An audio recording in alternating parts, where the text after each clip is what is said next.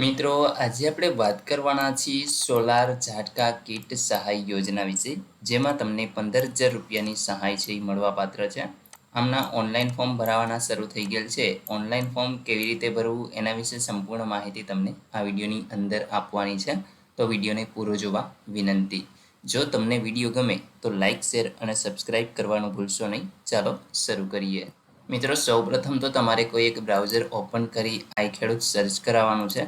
પહેલી જે વેબસાઇટ છે એ તમને જોવા મળશે, એના ઉપર તમે ક્લિક કરશો. અહીં તમે જોઈ શકો છો કે સૌપ્રથમ તમારે નોંધણી કરવાની હોય છે. પરંતુ મિત્રો, આપણે નોંધણીનો અલગ એક વિડીયો બનાવેલો છે, લિંક તમે ડિસ્ક્રિપ્શનમાંથીને મેળવી લેજો અને ત્યાંથી જોઈ લેજો. આપણે સીધા લોગિનના ઓપ્શન ઉપર ક્લિક કરશું. અહીંયા આપણે તમારો જે રજિસ્ટર કરતી વખતે મોબાઈલ નંબર આપેલો છે એ નાખશું અને પાસવર્ડ તમે જે રાખેલો છે એ અહીંયા નાખશું. જો તમે પાસવર્ડ ભૂલી ગયા હો તો ઓટીપીથી પણ લોગિન થઈ શકો છો. ત્યાર પછી અહીંયા જે કેપ્ચા સિમ્પલ ગણિત હોય છે એ તમારે આ રીતે જવાબ આપવાનો હોય છે અને ત્યાર પછી લોગિન આપી દેવાનું રહેશે. મિત્રો, જેવા તમે લોગિન થશો, અહીં તમે જોઈ શકો છો કે યોજનાનો વિભાગ છે એ તમારે પસંદ કરવાનો છે. તો આપણે ખેતીવાડીને અહીંયા પસંદ કરી અને સર્ચ કરાવી લેશું. જેવું તમે સર્ચ કરાવશો, અહીં તમે જોઈ શકો છો સોલાર પાવર યુનિટ કિટ. અહીંયા આગળ મિત્રો તમારે જે ડોક્યુમેન્ટ છે આપવાના થશે એ તમે અહીંયા જોઈ શકો છો. જો તમે દિવ્યાંગ હો તો એનું પ્રમાણપત્ર લાગુ પડતું હોય તો, બાકી કંઈ જરૂર નથી. વન અધિકાર પ્રમાણપત્રની નકલ જો તમને લાગુ પડતી હોય તો, બેંક પાસબુક અથવા તો કેન્સલ ચેક આ ફરજિયાત છે. આધાર કાર્ડ ફરજિયાત છે. જો સંયુક્ત ખાતું હોય તો અહીંયા બાંયધરી પત્રક અને ખરીદીનું બિલ. મિત્રો, તમારે ખરીદી ત્યારે જ કરવાની છે જ્યારે તમારી અરજી મંજૂર થઈ જાય અને તમને સામેથી કોલ આવે ત્યાર પછી. ત્યાં સુધી તમારે કંઈ પણ અહીંયાથીને છે એ ખરીદી કરવાની રહેતી નથી. તો મિત્રો, અહીં તમારે વધુ માહિતી જોવી હોય તો વધુ જુઓના ઓપ્શન ઉપર તમે ક્લિક કરશો એટલે અહીંયા આગળ સૂચના છે કે આ યોજના હેઠળ રાજ્યના તમામ ખાતેદાર ખેડૂતોને વ્યક્તિગત ધોરણે જેમણે કાંટાળી તારની વાડ બનાવવા માટે લાભ લીધેલ નથી તે લોકોને અહીંયા સોલાર ફેન્સિંગ બનાવવા માટે કુલ ખર્ચના 50% અથવા તો 15,000 બેમાંથી જે પણ ઓછું હોય સહાય પેટે આપવામાં આવે છે. ખેડૂતો માટે અહીંયા આગળ નિયત સ્પેસિફિકેશન મુજબની જે સોલાર કિટ છે એ ખરીદી કરવાની રહેશે અને તેના માટે આઈ ખેડૂત પોર્ટલની અરજી છે એ તમારે કરવાની હોય છે.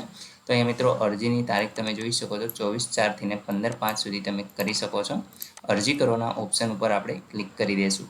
જેવું તમે ક્લિક કરશો, રજિસ્ટ્રેશન કરતી વખતે જે પણ ડિટેલ આપેલી હતી એ તમને અહીંયા જોવા મળશે.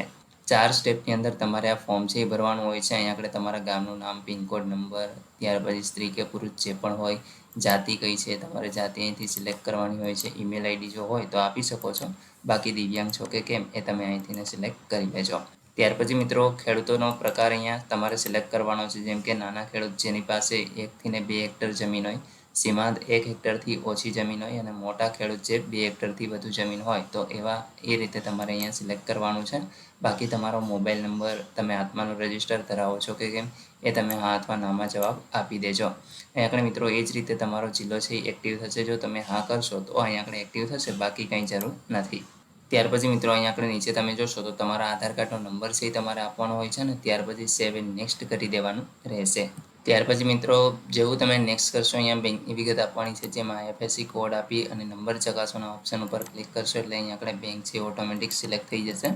અહીંથી મિત્રો તમારે તમારી બેંકનો જિલ્લો પસંદ કરવાનો હોય છે. કઈ બ્રાન્ચ છે તમે અહીંથી સિલેક્ટ કરી લેજો. નીચે તમે સ્ક્રોલ કરાવશો તો અહીંયા તમારે તમારા બેંકનો ખાતા નંબર નાખવાનો હોય છે. એ જ ખાતા નંબર ફરી આ ખાનામાં નાખવાનો રહેશે.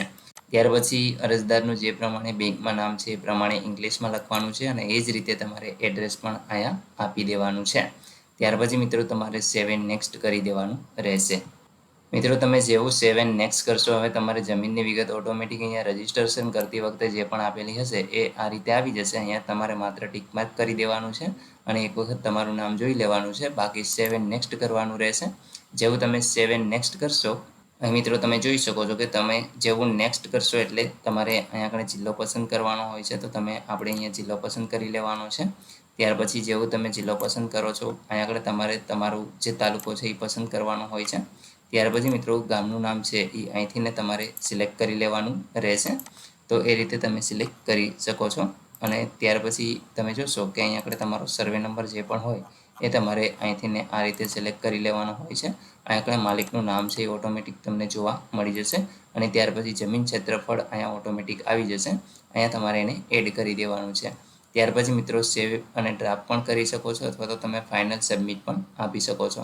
તો આ રીતે તમારે ઓનલાઈન અરજી છે એ સોલાર માટે કરવાની રહેશે.